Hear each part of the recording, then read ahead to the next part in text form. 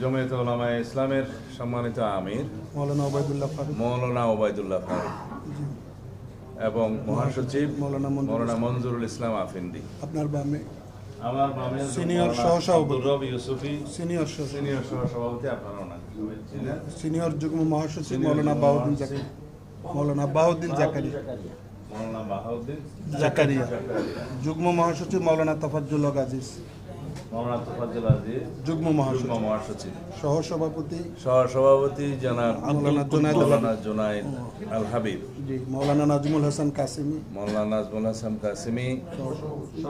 সহসভাপতি মৌলানা মুজিবুর রহমান, মৌলানা আব্দুল কুদ্দুস তালুকদার, সহসভাপতি, সাংগঠনিক সম্পাদক মৌলানা সাংগঠনিক সম্পাদক মৌলানা লোকমান মাঝহারি।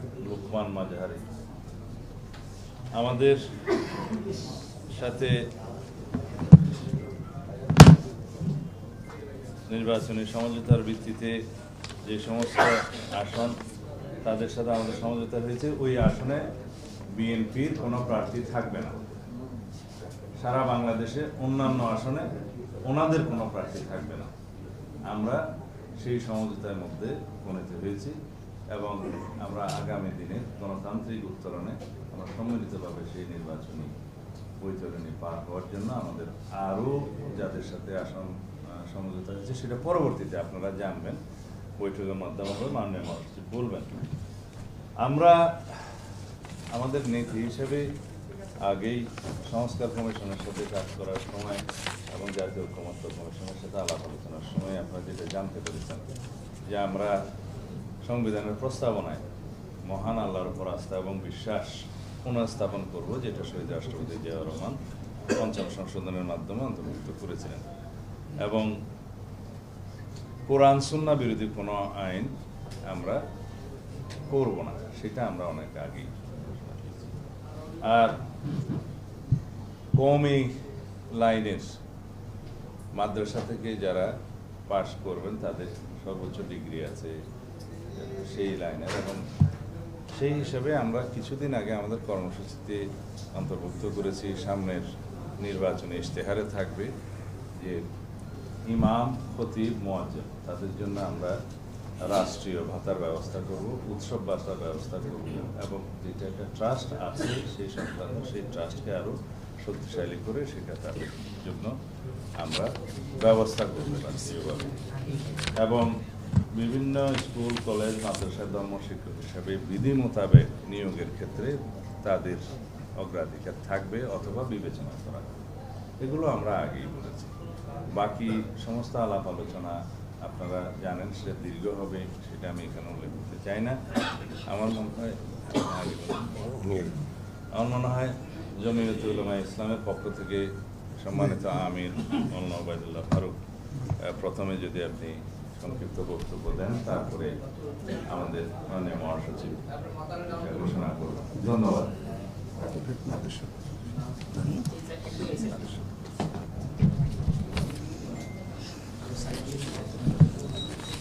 বিসমিল্লাহির রহমানির রহিম। আলহামদুলিল্লাহি রাব্বিল আলামিন ওয়াসসালাতু ওয়াসসালামু আলা খাতামিন নবিয়্যিন। আজকে আমরা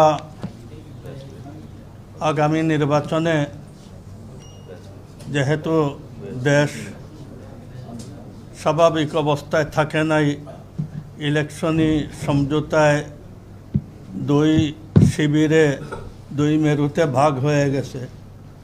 আমরা এই দেশের পরিচালনার ব্যাপারে দেশ ও জাতির কল্যাণে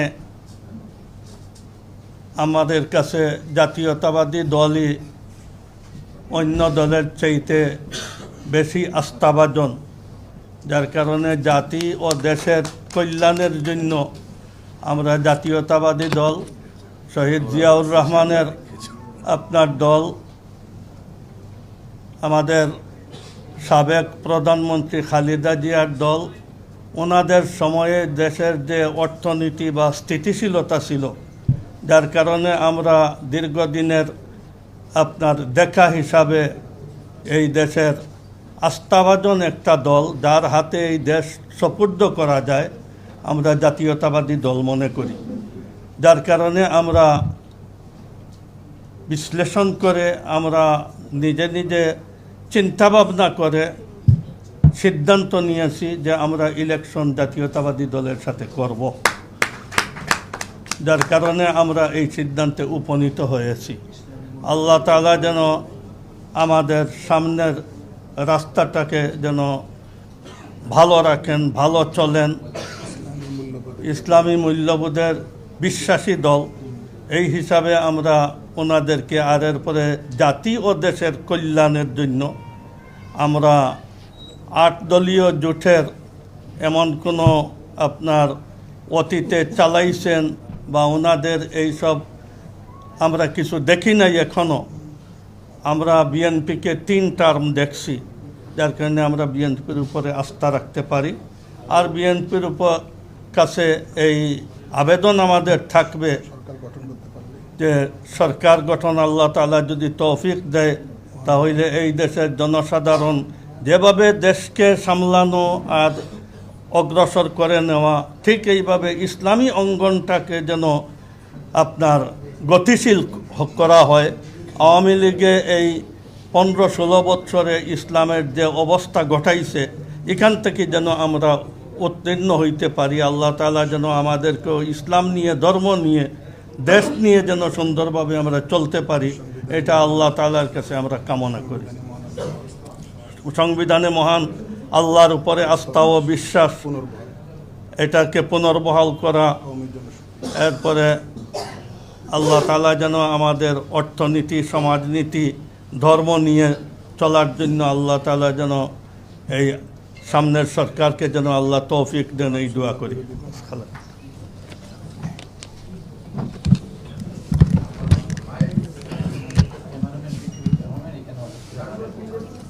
কি নাম?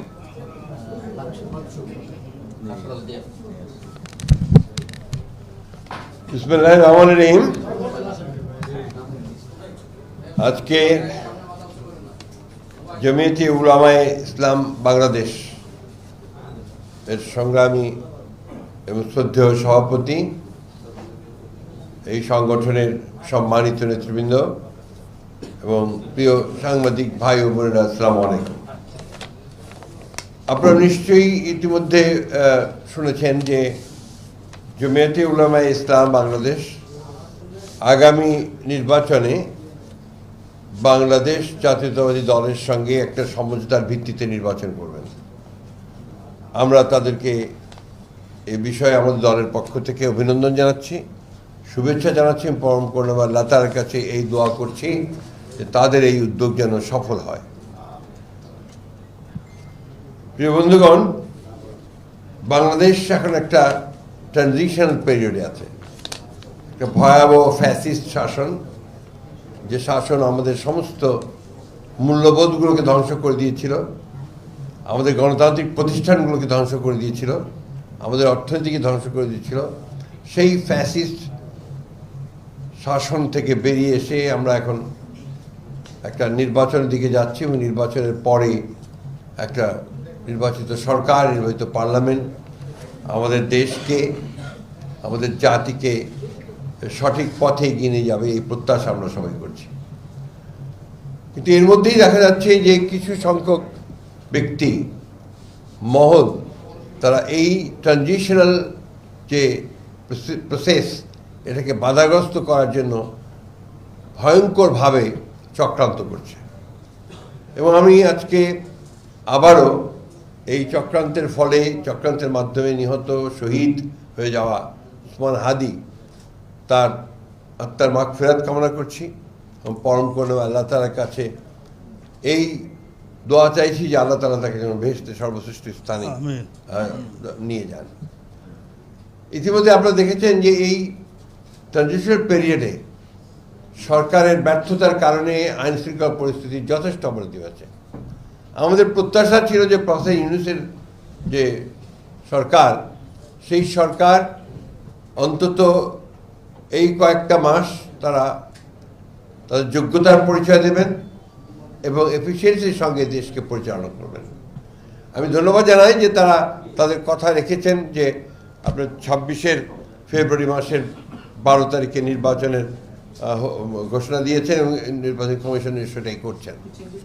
কিন্তু নির্বাচনের যে পরিবেশ তৈরি করা, এই পরিবেশ তৈরি করা যে তাদেরকে আরও সচেতন এবং ইতিবাচক ভূমিকা পালন করা দরকার, আরও কার্যকরী ভূমিকা পালন করা দরকার এবং এই বিষয়গুলোতে তাদের ফোকাস আরও বেশি দেবেন এবং আরও ভালোভাবে নির্বাচন যেন আপনার অত্যন্ত সুষ্ঠু পরিবেশে অনুষ্ঠিত হয় সেই বিষয়গুলো দিকে লক্ষ্য রাখবেন, এটা আমরা আশা করি। আমাদের যে কথাগুলো ইতিমধ্যে সালাউদ্দিন সাহেব বলেছেন যে জমিয়তে উলামায়ে ইসলাম বাংলাদেশ এর সঙ্গে আমাদের যে আলোচনাগুলো হয়েছে সে আপনারা শুনেছেন। আমরা কিন্তু প্রথম থেকেই বাংলাদেশ বিএনপির জন্মলগ্ন থেকেই শহীদ প্রেসিডেন্ট জিয়া রহমান সাহেব তিনি সংবিধানে বিসমিল্লাহির রহমানির রহিম প্রথম তিনি সন্নিবেশিত করেছিলেন এবং আল্লাহর উপর অবিচল আস্থা বিশ্বাস এই কথাটা দেওয়া হয়েছিল।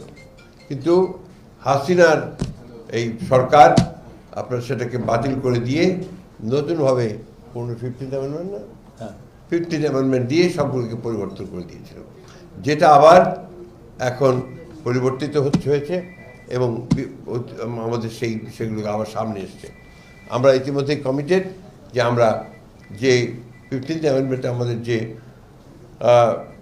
কনস্টিটিউশনের যে বিধানগুলো ছিল সেগুলোকে আমরা অবশ্যই আমরা আমাদের সামনের দিনে আমরা সেগুলোকে অগণতান্ত্রিক বিধানগুলোকে বাদ দিয়ে গণতান্ত্রিক বিধানগুলোকে আমরা সামনের দিকে নিয়ে আসব। আমি বক্তব্য দীর্ঘ করব না, আমি এখন আপনাদের সামনে একটু ঘোষণা করব যে কোন কোন আসনগুলোতে আমরা তাদের সঙ্গে সমঝোতা করছি। একটি হচ্ছে নীলফামারী 1 ডোমার ডিমলা, এখানে নির্বাচন করবেন মৌলানা মোহাম্মদ মঞ্জুরুল ইসলাম আফেন্দি। নারায়ণগঞ্জ 4 ফতুল্লা মুফতি মনির হোসেন কাসেমি। সিলেট 5 জকিগঞ্জ কানাইঘাট মৌলানা মোহাম্মদ উবায়দুল্লাহ ফারুক। ব্রাহ্মণবাড়িয়া 2 সরাইল আশুগঞ্জ মৌলানা জুনায়েদ আল হাবিব। এই আসনগুলোতে আমাদের কোনো প্রার্থী থাকবে না এবং ইতিমধ্যে আমাদের সালাউদ্দিন সাহেব বলেছেন যে এই সংগঠনের জমিয়তে উলামায়ে ইসলামের বাংলাদেশের আমাদের অন্যান্য আসনগুলোতে তাদের কোনো প্রার্থী থাকবে না। তো আমার মনে হয় এটা পরিষ্কার হয়েছে আপনাদের কাছে এবং আমরা যখন চূড়ান্তভাবে নির্বাচনের অন্যান্য আসনগুলো যে বাকি আছে সেটা যখন আমরা ঘোষণা করব সেগুলো তখনও এসে যাবে। অর্থাৎ এখন নির্বাচন করছেন জমিয়তে উলামায়ে ইসলাম বাংলাদেশ এই ঘোষিত আসনগুলোতে, এ ব্যাপারে আপনাদের সেখানে আমাদের কোনো প্রার্থী থাকবে না। হ্যাঁ হ্যাঁ, নিজস্ব প্রতীকী করবে, তাহলে এর বাইরে তো উপায় নেই, এখন ওদের সংগঠনকে নিজস্ব প্রতীকী করতে হবে। তো আমরা মনে করি যে আমাদের সর্বস্তরের নেতাকর্মী তাদের সম্পূর্ণভাবে সহযোগিতা করবেন এবং জনগণ যারা ভোটার আছেন তারাও তাদের প্রতীকে ভোট দিয়ে ধানের শীষকে শক্তিশালী করবেন। ধন্যবাদ। আমরা আপনার এটা জেনে যাবেন, আমাকে একটা কপি দিয়ে একটা কপি দিন, আপনারা একটু জেনে যাবেন খুশি। জি, ও আর ওনাদের মার্কা হচ্ছে কিন্তু খেজুর গাছ, সর্বপ্রাচীন দল এবং সর্বপ্রাচীন দল, ঐতিহাসিকভাবে আমাদের সাথে তাদের সম্পর্ক আছে। আসন সমঝোতা নিয়ে আপনাদের দীর্ঘদিনের যারা বন্ধু তাদের সঙ্গে কিছুটা টানাপোড়েনের খবর সব শেষ হয়ে গেছে, আপনারা কয়টা ভালোবাসা আরো গভীর হয়েছে। সব ছেড়েছেন, তাহলে আপনারা কয়টা আসন ছেড়েছেন? আপনার যথাসময় যখন ঘোষণা করা হবে আপনারা জানতে পারবেন। এবং বাগেরহাট 4 আসনে 2 সাবেক আওয়ামী লীগ নেতাকে মনোনয়ন দেওয়া হচ্ছে। আপনার এই বিষয়গুলো আমরা আপনাদেরকে যথাসময়ে আমরা আপনার বিশ্লেষণ দেব এবং সব যথাসময়ে সেগুলো আপনারা জানতে পারবেন। মাননীয় মহাসচিব, আপনি আইন শৃঙ্খলা পরিস্থিতির কথা বলছেন, আমরা যতটুকু জানতে পেরেছি যে আইন শৃঙ্খলার ব্যর্থতার কারণে স্বরাষ্ট্র উপদেষ্টাকে সরিয়ে দেওয়া হচ্ছে, এই বিষয়টি কিভাবে? আমি জানি না, এই ধরনের কোনো ইনফরমেশন আমার কাছে নেই। থ্যাংক ইউ, অনেক ধন্যবাদ। যেসব আসনে এই জমিয়তে উলামায়ে ইসলামকে দেওয়া হচ্ছে সেখানে বিএনপি প্রার্থী দেবেন, যারা বিএনপি করে এরকম স্বতন্ত্র দাঁড়ালে সেই ক্ষেত্রে আসলে তাদের বিরুদ্ধে দল ব্যবস্থা গ্রহণ করবে, পার্টির সিদ্ধান্ত অপরিবর্তনীয়। মাননীয় মহাসচিব, একদিন পরেই আপনাদের বহুল কাঙ্ক্ষিত দিনটি আসছে আর কি, চেয়ারম্যান সাহেব ফিরছেন আর কি। আপনাদের প্রস্তুতিটা কোন পর্যায়ে আছে এবং দেশব্যাপী জনগণের মধ্যে আপনারা কি ধরনের এখানে আর সালাউদ্দিন সাহেব আছেন তো কনভেনার, উনি বলবেন। খুব শিগগির আপনাদের সাথে আমরা এই বিষয়ে বিস্তারিত কথা বলবো। ইনফরমেশন সব প্রস্তুতিটা কোন পর্যায়ে আছে? প্রস্তুতিটা শেষ পর্যায়ে কেমন সাড়া পাচ্ছেন একটু যদি বলতে পারেন। সাংঘাতিক। অসাধারণ সাড়া পাচ্ছি। আরেকটা শব্দ আমরা এই আশা 4 করি আসনে তারা আমাদের সমস্ত স্টেজে নেতাকর্মীদেরকে অংশগ্রহণ তাদের পক্ষে বলে দিয়েছি তো, আপনি শোনেননি? বলেছি আমি। আশা করি মাননীয় মহাসচিব, সবই জানাবো। allow করলে আমি আজকে বিকেল অথবা কাল সকালের মধ্যে প্রেসের সাথে আমরা ডিটেইল কথা বলবো বিষয়ে, উপরতলার বিষয়ে। ধন্যবাদ। Thank you.